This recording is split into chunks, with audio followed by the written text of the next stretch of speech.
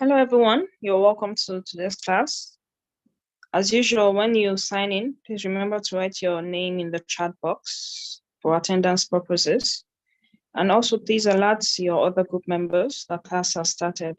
We'll give a few minutes for others to join in. You're all welcome.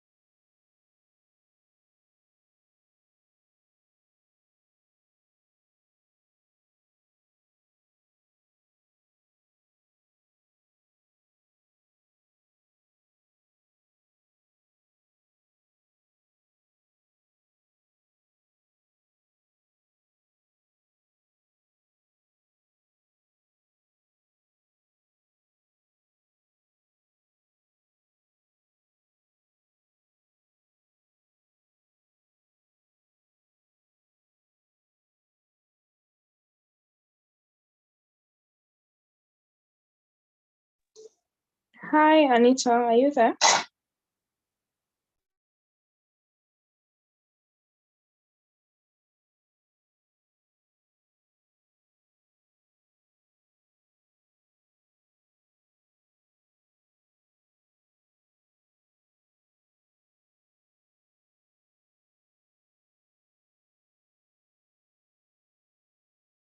Okay, it's 5 minutes after 5.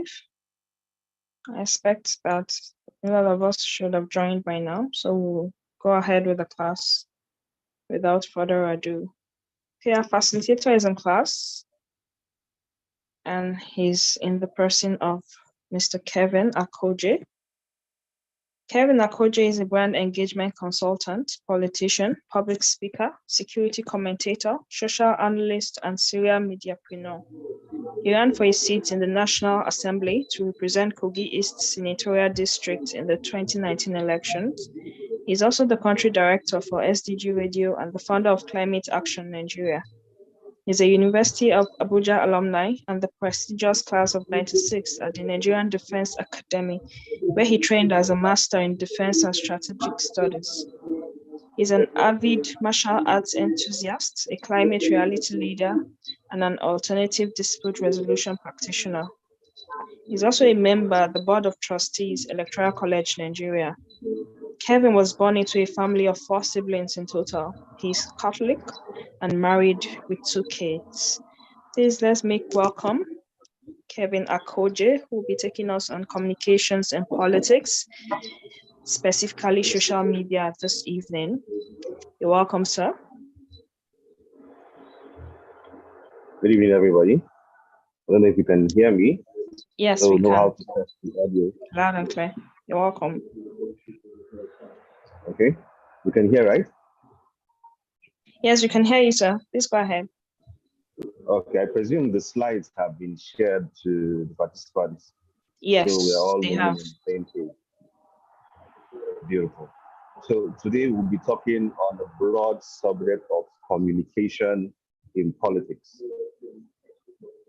Communication in politics is actually a subsection of basically communication of political science that is concerned with how information spreads and influences politics, policymakers, the media, our constituencies, political parties, the election management body, and indeed the Constitution of the Federal Republic of Nigeria, being that that is what will be the locus operandi of our conversation, because we cannot do or have conversations around or aside the Constitution, being that we are all trying to be people of the law and promoters of the law. So in today's class, we'll be looking at basically a broad definition of communication in politics. We'll be looking at mediums for communications, which, as we have now, Zoom is a medium of communication. We'll be looking at how the electorate communicates with the political office holders, election management body, and other stakeholders. We'll be looking at the broad advantages of strategic communications. And then basically, since we're talking communication, we'll be understanding how to talk, when to talk, who to talk to, the mannerisms in which you are going to have those conversations, and then the medium, and lastly, how to control the narrative. Remember, in politics, it's a sphere of largely influence or power. And so whatever communication you are having in politics is to a desired objective. You cannot have communication in politics amiss or without a context, or having communication in politics that is ambiguous, because that will not serve anybody's interest whatsoever. And so, as we always love to start this class, we want all of us to be very conscious of what we do. This is year 2023, and we are fast into what we call the digital age. And so in all of your communications, it is necessary to remember that the internet never forgets. Remember, the aim of this class is to equip you with the basic tools to indeed start a communication strategy for individuals that might be aids to different political office holders, because we know, at least for greater part of Nigeria, the election is done and dusted, unlike people like my state in Kogi, where we still have the gubernatorial elections to be, but the House of Assembly elections has long since been completed. So some of you might become aides, some of you are actually serving members of the State Assembly and the National Assembly, as the case may be. Some of you might be lobbying to become ministers, board of director members in different parastatals and MDAs and what have you. So this is just like an elementary class to getting you to start speaking and communicating with the persons or your stakeholders in the right manner. Whether you have 500 MB or you borrow 200 MB, you should be able to strategically use that data and get running. And for individuals that might be planning to run for office, especially in states that are yet to complete their elections, or states where we have run-off elections, you'll be able to know how to arm yourself with the tools to get this done. And for those of us that are already politicians, you'll be able to understand and appreciate your media team even better, because it's one thing to throw money into these conversations, and then it's another to be able to manage them effectively and then channel them to the right areas. as is customary with the electoral college, you will all have been divided into political parties, and you all have sat down and examined what exactly is the ideology of the political parties. We always tell people Nigerian political parties are not devoid of ideology. All of them have ideology, because for you to submit information to INEC to register a political party, you must submit your logo and what your party stands for. The basic challenge we have is whether these persons that come out of those parties follow this particular line of ideology or not, which has been the bane of our politics, wherein we are being mocked around internationally and indeed locally for individuals and how they participate or react. Luckily for us, the what do you call it, the electoral law has since been amended, and a whole lot of positives have come out of it, from young individuals running for office to the whole idea of cross-carpeting. You know, it's a broad topic. Like I said, we cannot teach everything in this class. What we'll be focusing on largely is communication in politics once more. So while we start with the internet never forgets, we should know that the people will always remember. So if you think you can make a comment amiss, or indeed create a position of your own political ideas without devoid of research, you should know that whenever you say it, the people always remember. And when the people remember, they are going to come for you. And then you now ask the broad question: who are the people? The people is me, you. The people are your constituents. The people are all the 774 local governments. The people are indeed the general stakeholders of what we call the space of politics, as it applies to wherever you are in that particular microcosm, as we put it in the big English. You know, so we'll start with a broad definition of politics. And for this class, I love us to just stick to Harold Laswell's definition of politics, which he stated as he who gets what, when, and how. I repeat once more. Power of politics is defined as he who gets what. What in this case could be National Assembly position in the House of Senate, in the House of Representatives. It could be the state assembly, it could be a local government chairman, it could be the party chairman, it could be the party publicity secretary. When that's at a defined time in which the elections will take place, how, as stipulated by the constitution of the party or the country, and then lastly, to what effect is that power going to be? So in this light of a broad definition, remember we spoke earlier that communication in politics is a subset of communication and politics. So from this definition of Harold Laswell, we will draw a point of departure to define communication in politics as he who says what, or he who posts what, or he who prints what, or he who projects what, to whom, when, where, with which medium, and to what end, or to what effect is that particular communication. Like I said, no communication in politics is amiss. It's either they are trying to inform you, or they are trying to sway your thought process towards another perspective, so that they can get another thing done in another end and then continue pushing.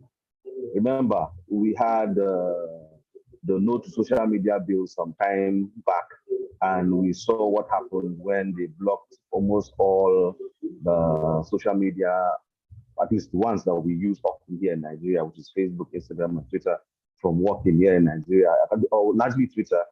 And people had to use VPNs to be able to go behind us to get to access the services. After all, it's free, so long as you have a data plan, as the case may be. You know, so in back to the broad concept of communication. For communication to take place, the information has to come from a source.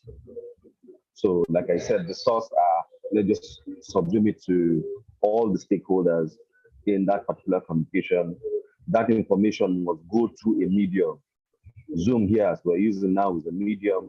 And you know, this has been live streamed also to Facebook. So Facebook also is a medium. And then we know the traditional medium, TV, radio, mobile devices, as the case may be. And so when we're talking about this medium, we're also putting about the context of messaging. So when that information leaves the source, What message is it carrying? And then what medium is it going through? And then who is the intended target of that information? And lastly, or not, let's not say lastly, another subset that comes to play is what we call noise, distortions amidst the conversation that has been brought out. People's intervention, people's understanding of those concepts, news reporters picking out their own context from the storyline to be able to either sell their news or what have you, or as the case may be now, to be able to draw out videos, to be able to sell skits on the internet and get viewership and what have you. And then in this intended receiver, what is their engagement with the concept of the information you have received, you have dished out? How is their engagement process? And lastly, that engagement process tells you the effect in which that communication has been sent out. Did it achieve its aim? Was it 50% successful? Was the goal or the target achieved? And what have you? You know. So, communication in politics, largely, we'll be looking at that second to last perspective of responsiveness and engagement, because that is where, or like I said, that is where we draw out the whole idea of the context of politics, power, and messaging. It is at that stage that we'll be playing in with regards to political communication. But before we delve in deep, we just want to talk generally about certain channels or mediums, as we say. We have the websites. Most of us now will have been familiar with the Electoral College website, and you know that the Electoral College website is not ambiguous. It didn't say the Electoral College that seeks to teach you about politics and governance.com. If we had done that, I'm sure in you trying to remember the URL, you would have forgotten by now. And remember, like I said, yes, the political season in over 80% of the country is already over. But if we had had this class before now, before the election period, like we had the last cohort, that's the ninth cohort, we would have delved deep into individuals that are running for office and how they'll be able to set up their campaign websites without ambiguity, the need to have security on those websites, because if you do not have security on your website, the opponent can come and take over your website. And then under the About Us section, fix in information that you have not basically planned to put as your communication to people to understand your candidacy or what you stand for, you know. And then also talking about setting up microsites like Twitter, social media handles where you'll be able to have a link of communication. We always like to say in Nigeria, we have different mediums of communication. If you have the resources, please make sure you are visible on all channels if you can, because an average Nigerian does not seek so much to look for information. And so if the person should be on Instagram for whatever chance, you should be able to seek out your information on Instagram there, consume the information, be informed, and then react or respond or have some level of engagement. We know that the continuous voter registration program was done and has since been completed. And we saw the feedback between individuals that want to register to vote and the individuals that needed to move their voters card from one location to another. You know, and we see how the internet was agog with information on how to get that done. Same with also the election management body, INEC, putting out information to ensure that individuals can get those details. You know, so talking about information that will be on your website, you have consistent information on you about what you stand for, what you are promoting, which is your contact terms. If you want to use, you can explore that for other free options like Wikipedia. You know, basically putting out the facts and figures of what you stand for.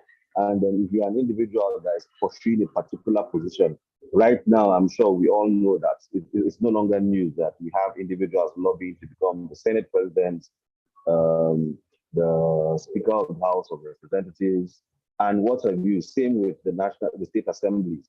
Individuals are up and running and trying to lobby, and in trying to get this done, they are employing different mediums.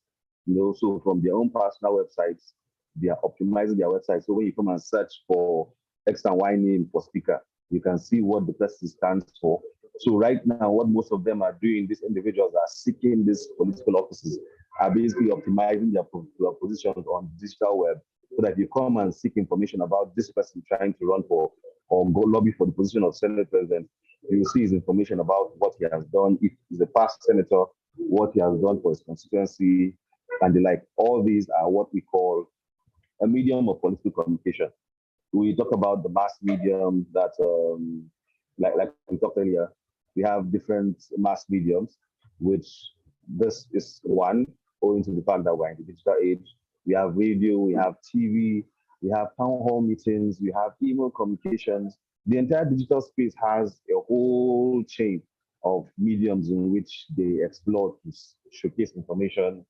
And then we have what we call media mentions, you know, from the topic of on and earned media. For earned media, it means the focused attention of an individual, a group of persons, a political party to push out communications. And then because we are using X and Y TV that has 2 million reach every 24 hours, you know that by the time you put out your communication on that platform, you will have an engagement, you will have a reach of 2 million people. As for the engagement, it's now left for you to listen to what those media mentions will be. So a typical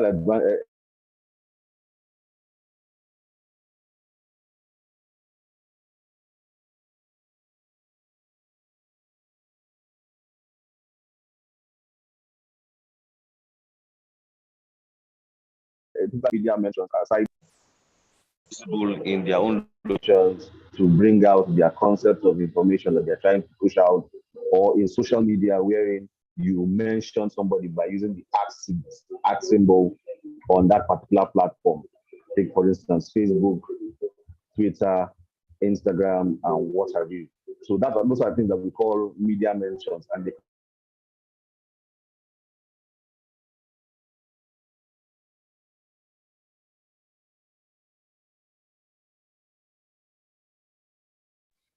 We can't hear you any longer, sir.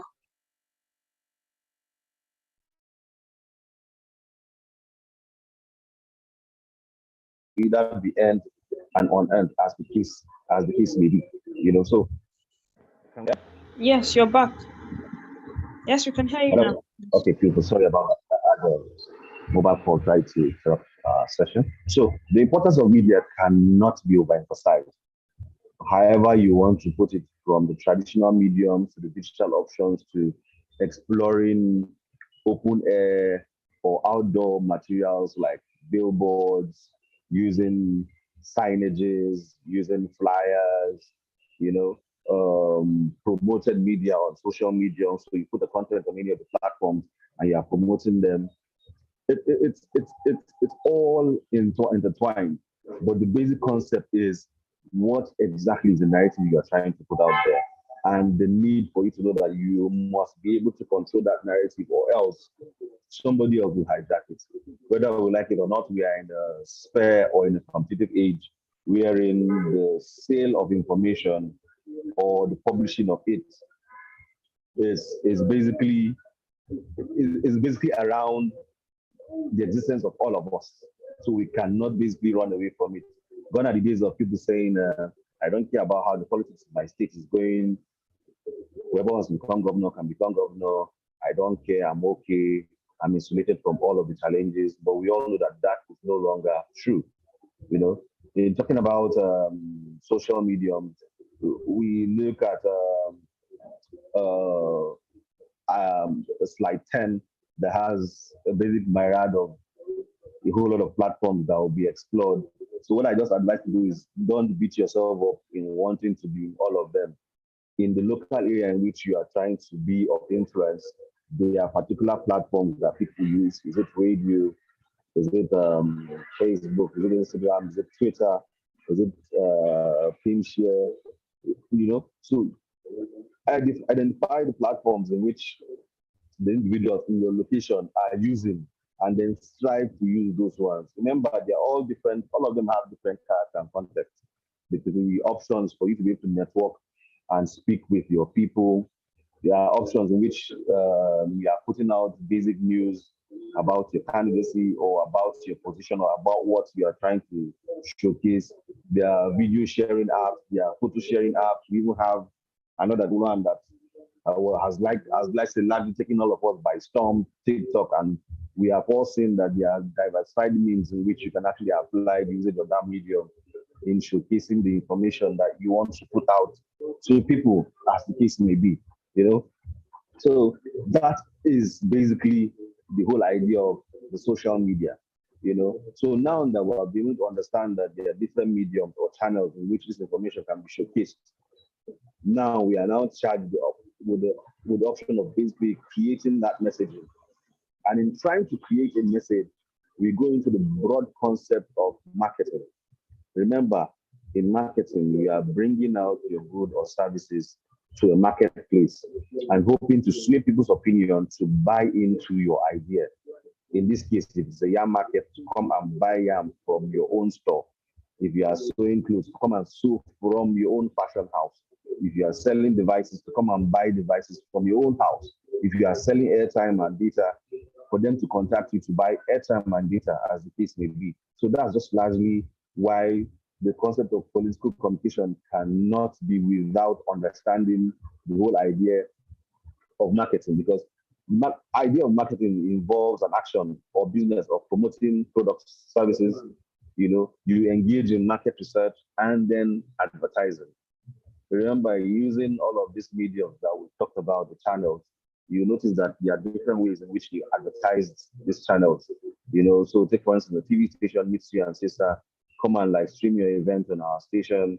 We can assure you that it will reach over 3 million people. And 3 million people, we have how many people? Over 200 million people in Nigeria.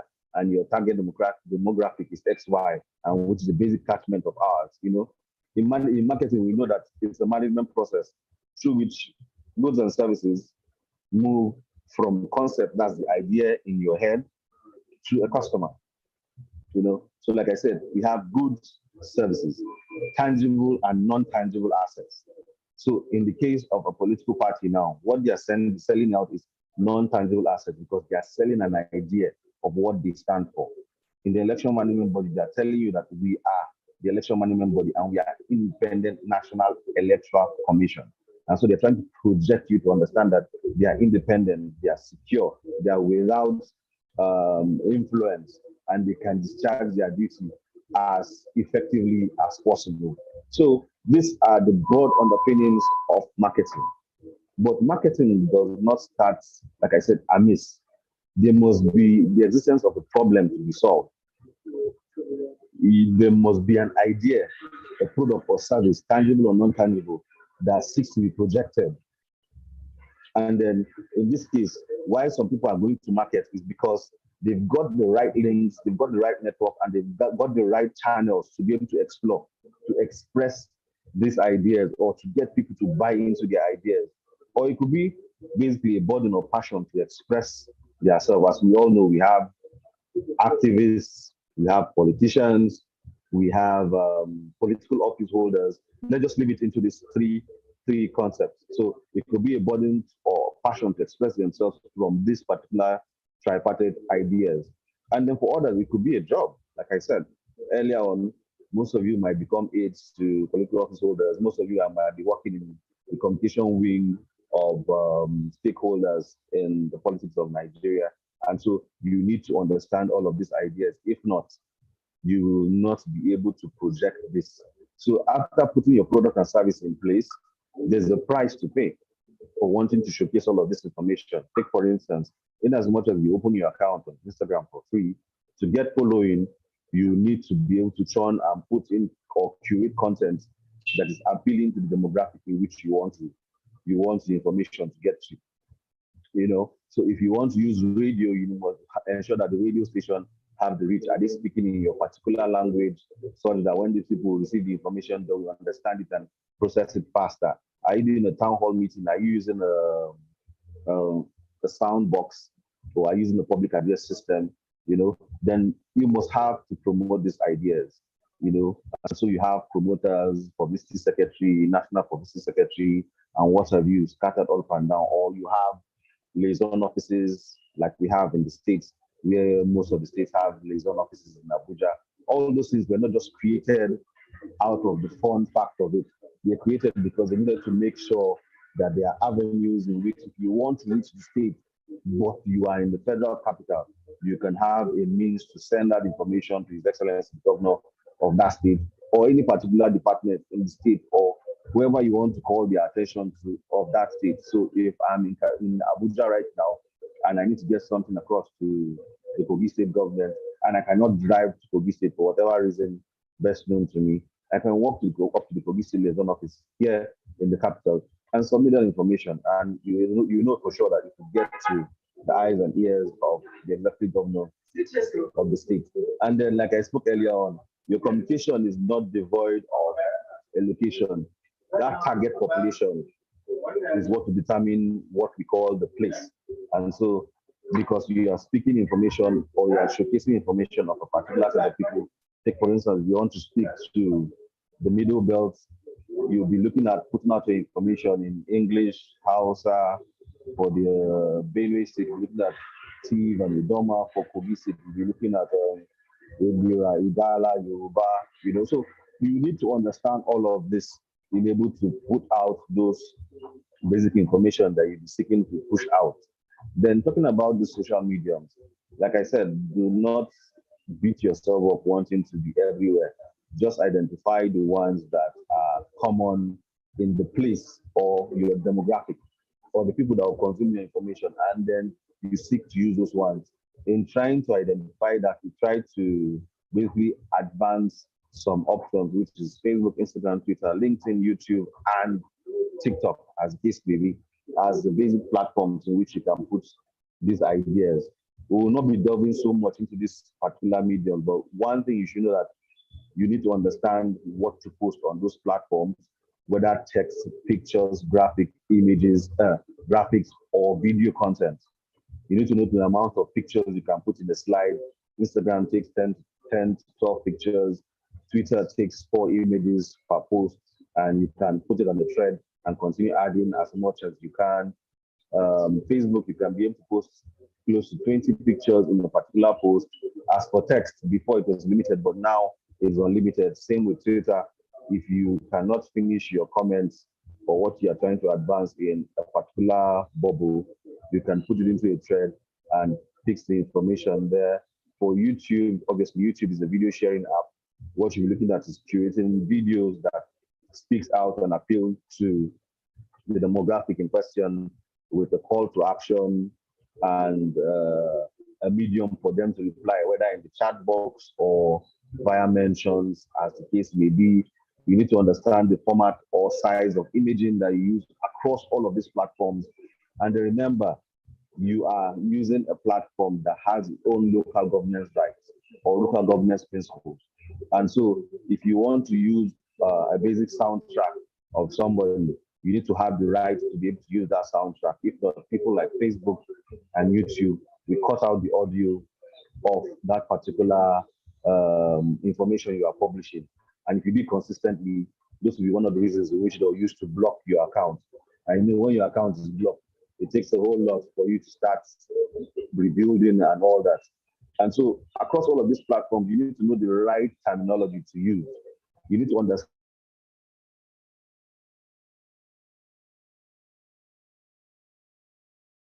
what can be cross-posted. Take, for instance, Instagram, or another. If you cross-post, when the post gets to Twitter, it arrives as a link. Let me use the word of, or in general parlance, people that go to Twitter want to stay in Twitter. And so they don't want to see a link on Twitter that is sending them to Instagram to go and consume your content. So if you want to post on Twitter, you had better carry those same images and put there, or the video content or the audio content, and put right there on Twitter, as against them coming to Twitter to sit on Twitter for 30 minutes, and you're now navigating them to Instagram or to YouTube to watch whatever it is you have there. Most Nigerians' attention span is limited, and so because you want to maximize the time and the reach you have with them, you have to basically ensure that whatever you want to put or put out there is right in their faces. No need for ambiguity, no need to stress them to go here, left and right. We will have right now the whole idea of live streaming. Like I spoke earlier on, you can explore the idea of live streaming. Even presently now, we have the court processes for the election tribunal underway, and a large clamor of people and stakeholders have been saying they want it to be live streamed so that they can be able to see directly what is happening. They want to be live streamed so that they can be able to have reference material to be able to seek information from in the future. Some just want to have it and just engage the process by watching. But all of this cannot happen with our own basic desires. There are laid down procedures for things to happen as the case may be. So while you have all that at your mind, there are basic questions you need to have before you post that content, or before you give something for them to be published on the newspaper, on the blog, or before you go on radio or on TV and start putting out information. Is your update going to be of value to the people you want to hear this information? Will your update or your content they are going to will you speak to the particular demographic that you want to get to? Because take for instance now, let us go back to the electioneering process days. You are running for an office in Kaduna State, and your 30 minutes on air, you are comparing yourself to River State, as against talking about what you plan to do for Kaduna State and putting yourself out there. You see now, in that case now, you have left your target audience and you are battling somebody else in River State. And remember, in River State, you have people that are running for that same office. Leave them to fight their wars there. You focus on what you want to put for Kaduna State, and then tell the people of Kaduna State what you want to do, and let them understand the value of your updates, And then you look at, like I said, some people in the whole idea of political communication, for them is the job. Is your update related to the job you are doing or the work in which you are advancing?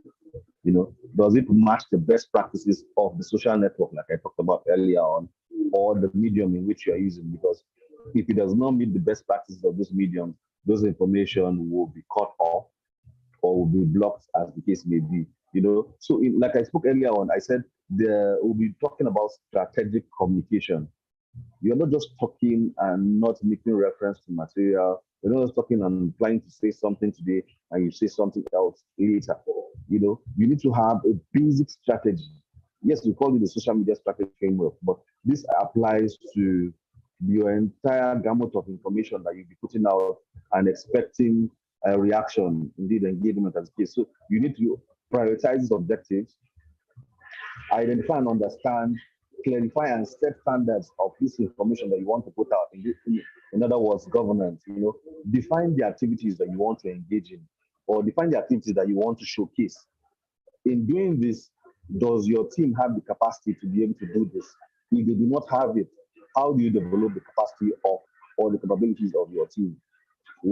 And then after they've set out this information, is this information, can it be measurable? Take for instance now, if you're using Twitter, if you put out content on Twitter, you'll be able to look and see how many likes, retweets, how many views. Same thing with video content. Can you measure? Like I said, it's better to work smart than to work hard. Whatever you're putting out, does it meet the smart objectives, specific, measurable, articulate? Does it meet that smart objective? And then this information you have put out,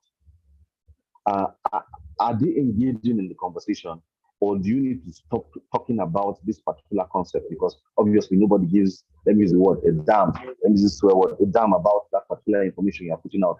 But it seems like they all care about this particular position. So now, after measuring all of that information, you know where the people that you are relating with are basically putting their ears to. And then in doing that, we talked about media mentions. You need to be able to have a team that is able to draw out feedback from all of these conversations or information that you are putting out. For social media, we have different listening mediums, Hootsuite, brand mentions, Meltwater, all of these are things that you can either use the free option or the paid option. And then you use to listen in on conversations, engagements that people have brought out after you have put out the information. And then overall, have you learned from the information that has been put out? Because that is what should govern your next post. That is what should govern your next 3 moves, or that's what should govern your position in the next month or in the next year. So like I said, it's an entire circle.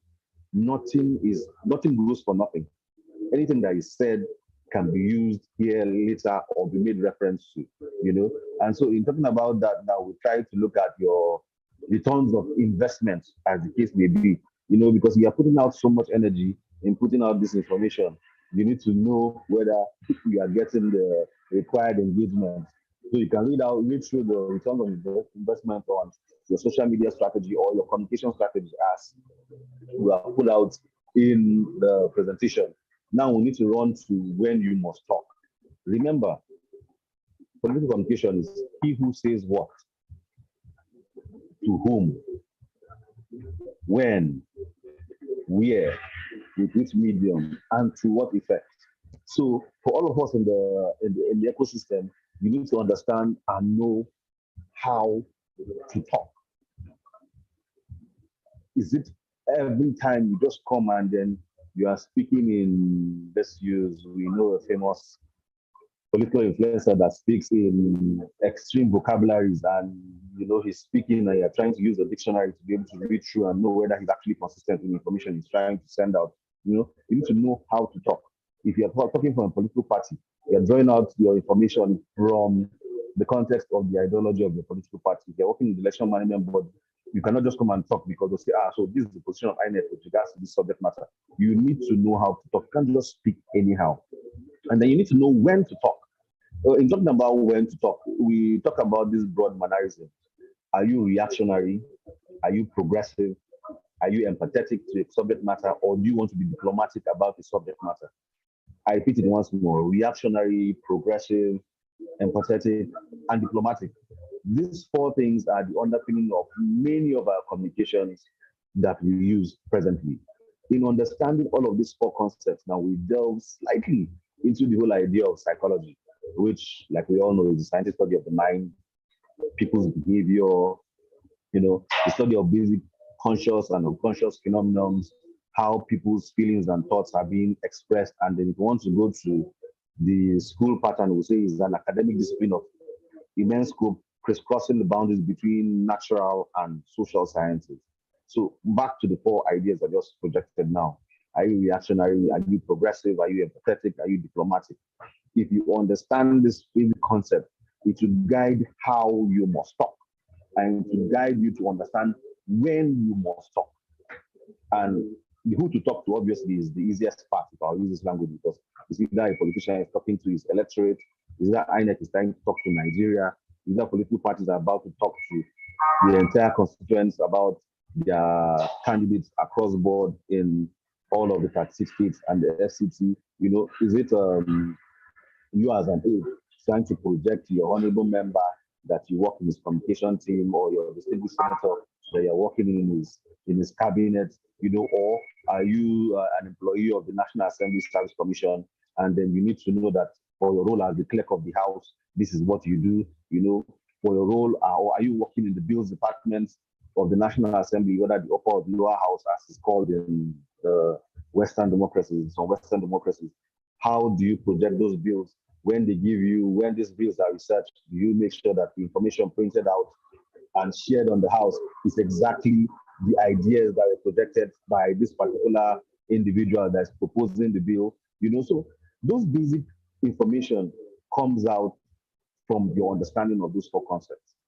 And by understanding that, you now know the mannerism in which to approach this subject matter. For individuals that are in the National Assembly, obviously, you need to project bills. And so all of them say aye or nay in favor or not in favor of that particular political communication, and then is now read 3 times before it's now brought into law and now assented by the president of the country. In the case of the states and the state assembly, the bills are mentioned. It goes through 3 readings, is now accepted, and then now taken to His Excellency the Governor to assent to, and then now becomes a law. Or is it the Constitution that will want to change a thing or two? We all know that there's going to be different town hall, different stakeholder meetings, different public hearings, different summaries, judicial processes in check, legislative processes in check before the amendment of the Constitution can be done. So when we see all of this taking place, these are what we call basic communication or political communication moves that we must all understand. So we also need to know that in doing all of this, obviously going to be using the medium, In the National Assembly, they are using the option of proposing bills. In the election management body, they are using different mediums to showcase the information about continuous voter registration, about the votes that have been casted. I read, it's the whole chain of processes, and then remember the option, like I said, political communication is not just to throw out information there. You are trying to let people know about something and you are seeking to control a particular narrative, you know.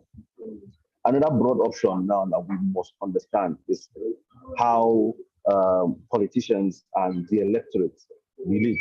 That's also another subset of political communication. Like I said, political communication is dealing about or putting out all the stakeholders on the spot, what they are doing, and how can we identify this. We've talked broadly on the whole idea of political parties and them having ideologies. We talked about the political process. In Nigeria, if you want to become a candidate, we do not have independent candidates. So, what are the process towards seeking that power? You must come out of a political party, succeed in the political party primaries of that particular party, be a flag bearer of that party, and then you are projected on election day, you win your election, and you are now a member or you are now representing that party. And another part that we always forget, which I almost just did now, a political party does not exist on its own. Me and you need to go and join these political parties to be able to ensure that one of us is made. You need to be card carrying members of the political party. It's those same card carrying members of that political party that will come out and vote for who will win in that primaries that is now moved to general elections and what have you. Part of the political process is that we also seem to forget is the fact that, like the state assemblies and national assemblies, you can actually recall your representative, be it in the House of Senate, or in the House of Reps. If you feel the person that is there is not meeting up the expectation, you can recall the person. And then I'm sure we all know what a referendum is. We scarcely like to put that in play because it is not easy to, especially achieve in what they call less developed countries or nascent democracies or underdeveloped democracies, as it may be. And that means in which political communication comes to be is like we spoke earlier on, town hall meetings. You have political office holders having constituency meetings with their constituents to know what they need, know what they want, and how they can advance this in the National Assembly.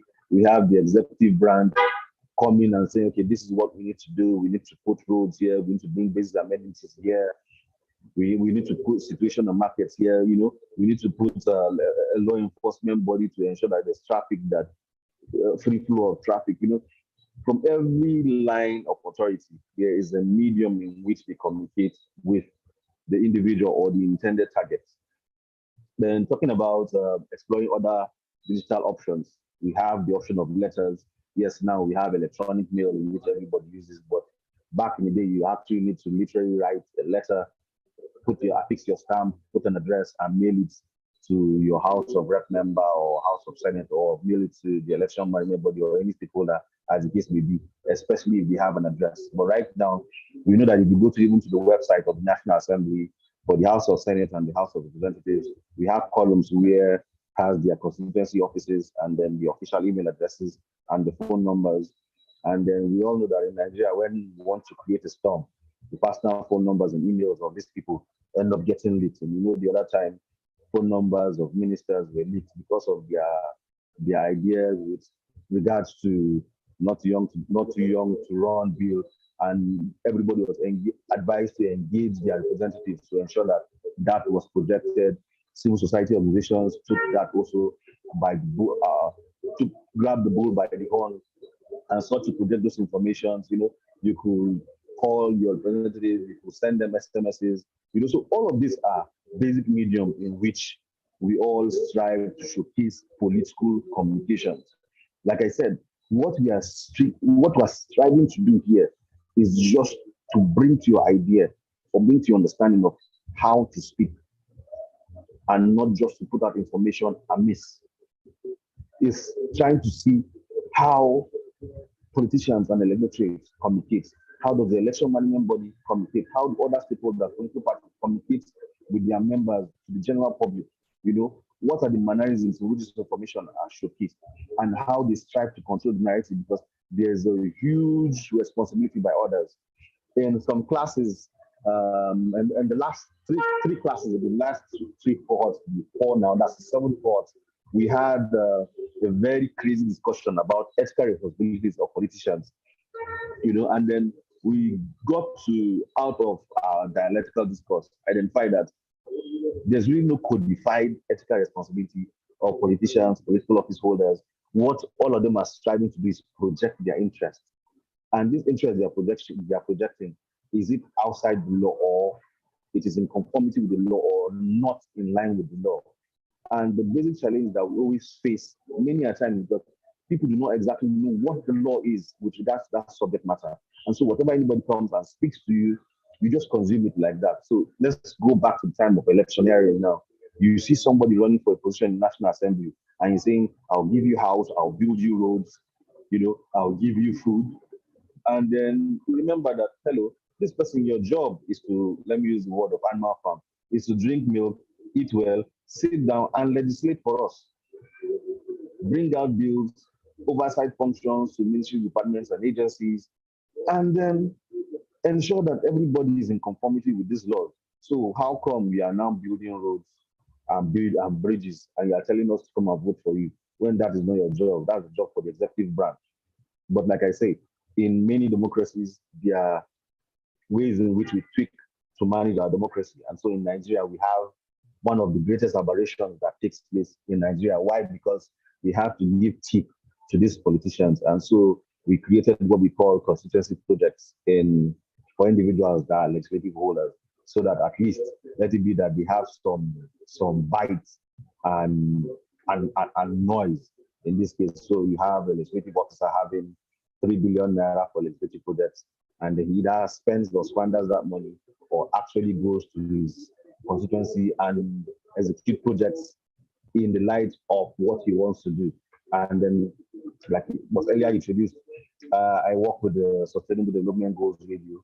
Presently now, all the National Assembly and legislative office holders, all their constituency projects are tied along the global goals. That's 17 Sustainable Development Goals, be it for zero poverty, education, climate action, the entire works. So that now you don't just come out of your own idea and say you want to do a constituency project and you want to supply sand to people to build their houses.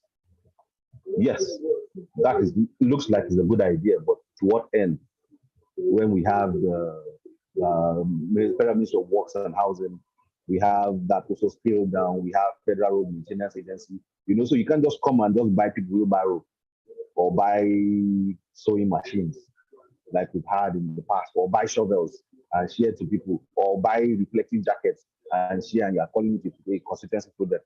Those things don't work anyhow, or don't work anymore, because right now people directly engage with these politicians and they get to understand what exactly are the things that the people need, and they ensure that whatever it is that they're going to do will be in the light of what the people need and not just anything amiss. I want to presume we've been able to get a general perspective of what we're trying to talk about with regards to political competition, and we just have 5 minutes before the 1 hour mark closes. If we have any questions, answer, or feedback, so that we can put that in play and then continue from there. Thank you.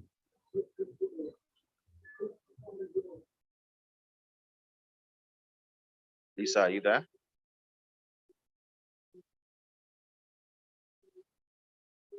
Hello, Lisa.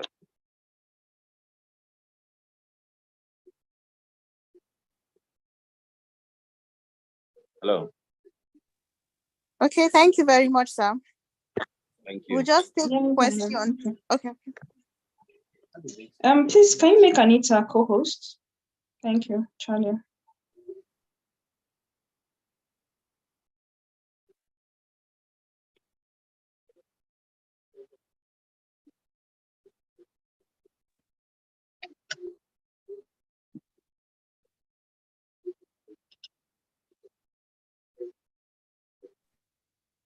Thank you so much for the lecture today. Do we have any questions? Please indicate. Okay, yes, we do have one question. An indication is Benjamin. Benjamin would love to ask a question. Benjamin, I will mute your mic.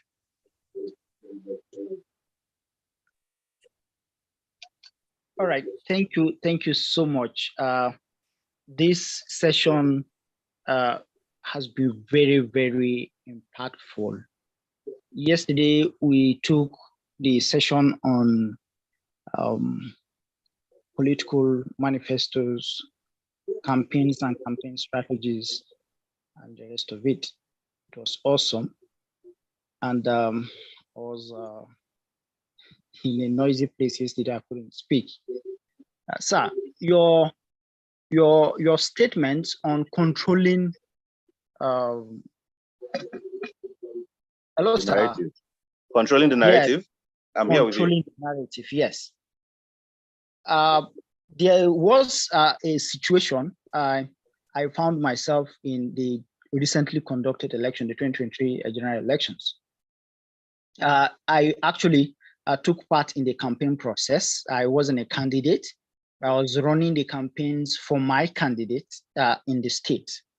And what I discover is that most of the times you want to stick to the issues of the campaign, like some of the issues that your candidate, is bringing to fore, the things he can do, the things you told the people that your team will be able to achieve, given the opportunity to serve for a period of 4 years. Now, what you have is your opponents trying to bring up issues to put you in the defense line. Now, you see yourself coming back to literally defend yourself each time. How do you propose someone can stay on top of situations like this? Ability to deduce their actions before they actually do, or because the way they are going or the way they actually took me through was more of being dirty. Again, I needed to stay clean, even in my defense. I would want you to share more light in terms of controlling the narrative in this aspect. Okay, we talked earlier about 4 underpinnings on what will govern what you will say. We talked about reactionary, progressive, empathetic, and diplomatic. Yes, sir. And then one that we did not talk about is null. Don't even say anything. Wow. Many a time, like I said, the political process is a marketing idea.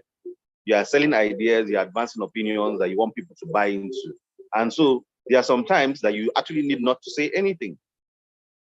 So if you understand this 5 concepts of, because if every time something comes up and you react, which is the unfortunate perspective that we have in Nigerian politics or with regards to stakeholders, you always react. They do not preempt something that will happen in the future and put out that information. Same thing with the election management, but we have them, they talked about beavers, they talked about the IRF for information to get out there. They did not talk about how secure the information will be. They did not talk about how the information that is uploaded, how many minutes it take to upload, and how much can that be used as a reference point in the election tribunal and all that. So if they just stick to the reactionary perspective, people talk about the election in this particular ward and polling units, and then the information is out there, and then INEC comes out and say, with regards to this is the answer. No, you're not supposed to be reactionary. You're supposed to have put a system in place to ensure that the information that these people need to get is out there completely. So they don't need to go and start seeking secondary opinions. In your communication, are you being progressive? Are you putting out information saying, okay, it's a sustainable objective, my candidate wants to do X, Y, Z, and if voted into power, we assure you we are going to do X, Y, Z. Have you sought to put that X, Y, Z in place? Have you sought to ensure that whatever you are putting out is something that can be a reference point, or is it about floods that have taken place in your constituency? You are now the honorable member of that particular constituency, and floods have taken place in your area, or the place is being ravaged by bandits, or the people are suffering from acute hunger, lack of education. What is your view to this?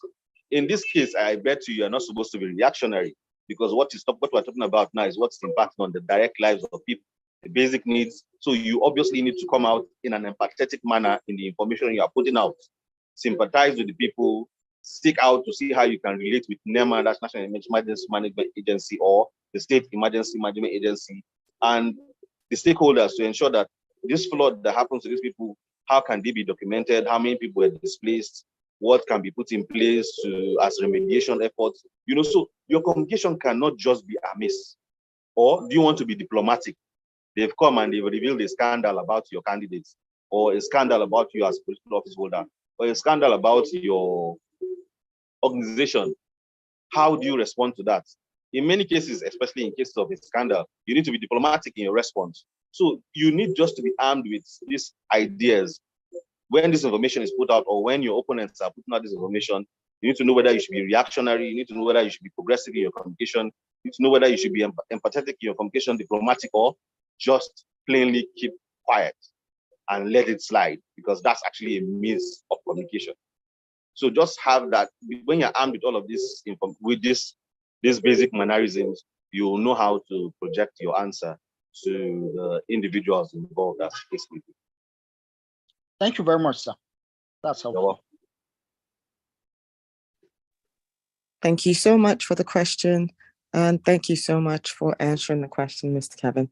If you've got any other questions, please can you indicate with the show of hands? Samuel Odukomaya's hand seems to be up. Yes, Samuel. Okay, I will mute your mic, please. Hello, good evening, everyone. Yeah, thank you so much for the lecture, and I'm really grateful for the insights you've shared. But I have a kind of worry regarding this political communication landscape in Nigeria. First, I know how political parties have distorted communications to people to just disinform them, and also to inform them in a kind of way just to favor their own agenda. And then I think it's a common knowledge that most media agencies in Nigeria, are quite affiliated to one party or the other, whereby they try to advance the strategy or probably the interest of a party against other parties, especially during electioneering processes. I just on the part of the masses now, because in most cases it ends up telling on the masses because they end up being disinformed on the right information.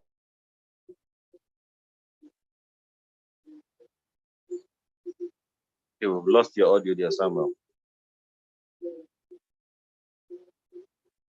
Samuel, are you still there?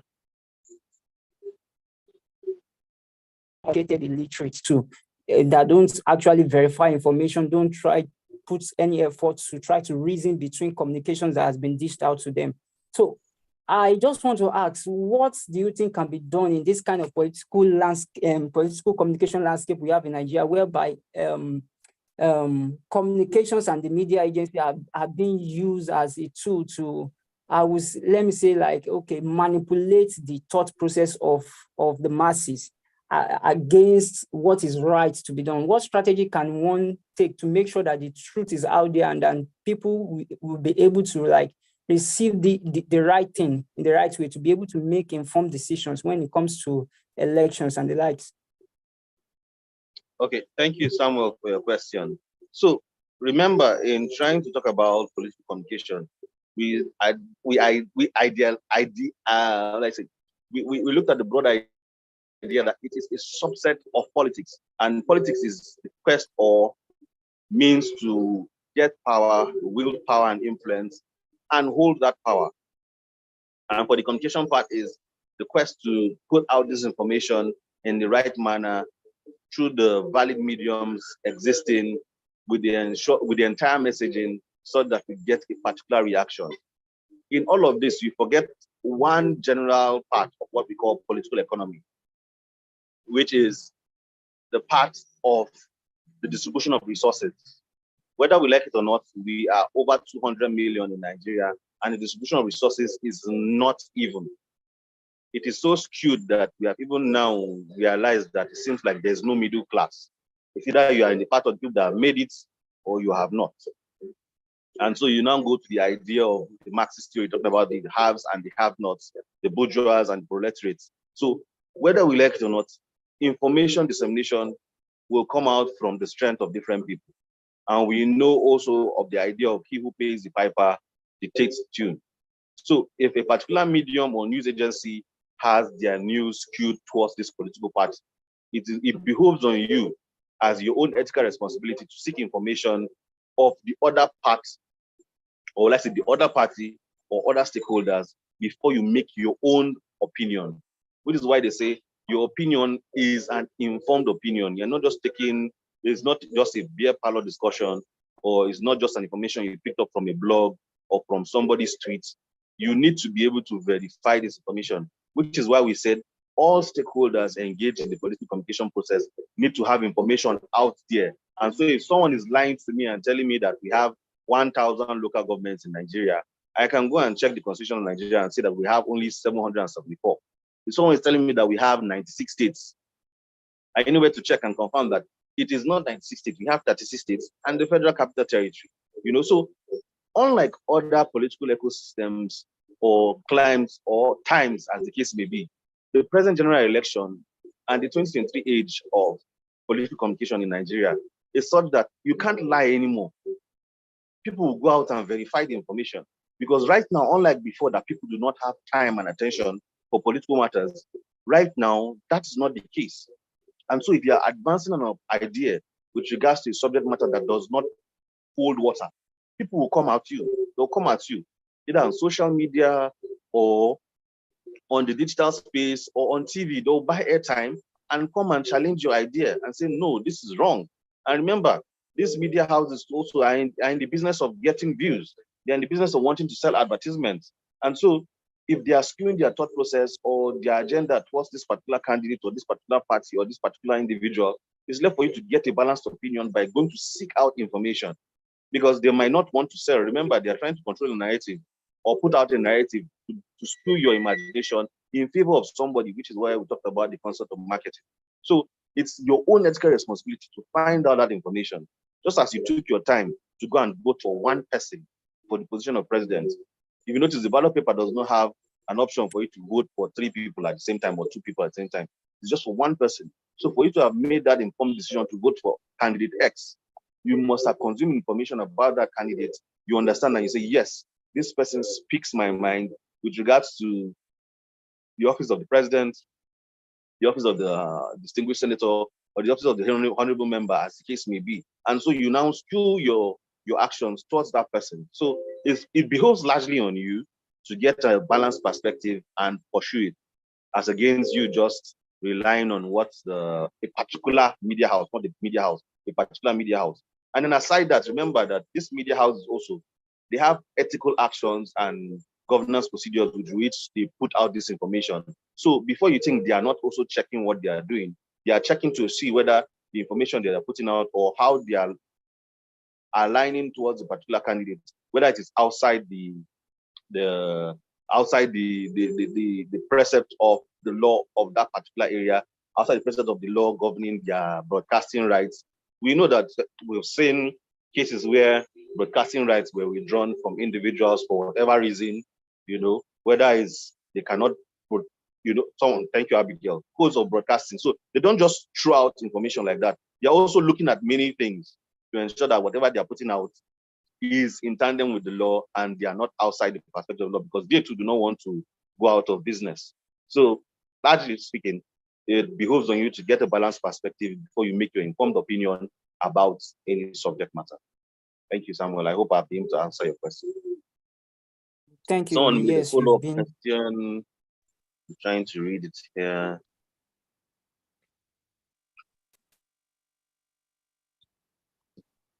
Benjamin Aaron, considering all that transpired in the recent election, how will you describe the roles and contribution of the fourth estate of the realm?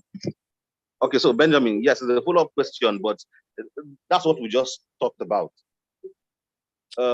Unfortunately for us, there is nobody that is giving a pass mark for this person or this media house with regards to how they've been able to put out context. Yesterday, we had the AMVCAs and we see people winning awards for this category, that category, this category. In the media house, we don't have a particular arbiter that gives pass marks for all of this. So all of them do their very best. And their very best comes out with the attendance reaction of you tuning to this particular station at X time of the day. And they have listenership saying, oh, this particular program we just started had 20 million listeners for the 30 minutes that this man hosted the show, or for the 30 minutes that we hosted X person on the show. It means the conversations that we had in this light has more listenership or viewership, as the case may be. And so they'll push conversations in that light. So the fourth estate of the realm will continue to do their very best. The regulatory authority will continue to do their very best. But like I said, for like you're making reference to this particular general election that has just been completed, they have done their very best, and they are looking to see how much they can ensure that they put themselves in your faces so you come and consume content on their particular platforms. So the fourth estate of the realm, I'm a stakeholder in that particular constituency. Let me use that word. And I'll say you can't do all. You just do your very best and you leave the remaining for others to pick up. You can see another comment here. We have good communication is very key. My government candidate lost the because of one paramount leader who made one nasty speech that changed the people's mind. And it was a few weeks to the election. In this case, what do you think the governor would have done? So you're talking about a paramount ruler making a nasty comment. Was that nasty comment, was it real? Did it hold water with regard to the candidates? Because whether we like it or not, like I said, in political communication, there are a whole lot of stakeholders. You know, there are a whole lot of stakeholders. All of them are armed with different information to a certain level. And so it's your duty to know how to move around whatever information is published. So you say your governorship candidate lost because of what the paramount leader said. That particular candidate, did he respond? Was he reactionary in response to that particular comment? Was he progressive? Was he empathetic? Was he diplomatic? Or did he just keep quiet? You know, your mastery of these 5 concepts determine how someone will put out an information about you, your candidacy, about your party, about your organization, and to hold water. So if you understand this 5 concepts of reactionary, progressive, empathetic, diplomatic, or just basically keeping quiet, you will know how to relate with everybody at every time. Remember, at every single time, somebody has something to say about you or about whatever you're putting out. And so your duty is to know how to respond to those informations being put out. So I hope I've been able to answer the question and the concerns, Benjamin and others.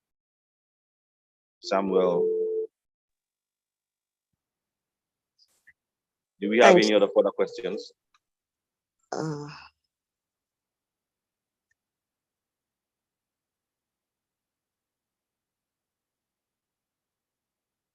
No, I think they all understand.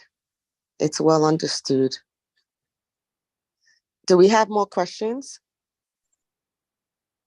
Remember, even if you don't have questions at this particular time, that's why you have your group where you can be able to generate feedback as the case may be in future, and then you can always get to us for us to be able to send a response to ensure that you have clarity and a firm understanding of the subject matter. So even if you don't have questions now, there's a system in place for you to be able to get these questions across to us and we'll respond. And then my role as a BOT member, we are here with you for the long haul. And so please feel free to reach out to any of us and we'll be able to basically give you more clarity or answer to the best of our knowledge and understanding of that particular subject matter.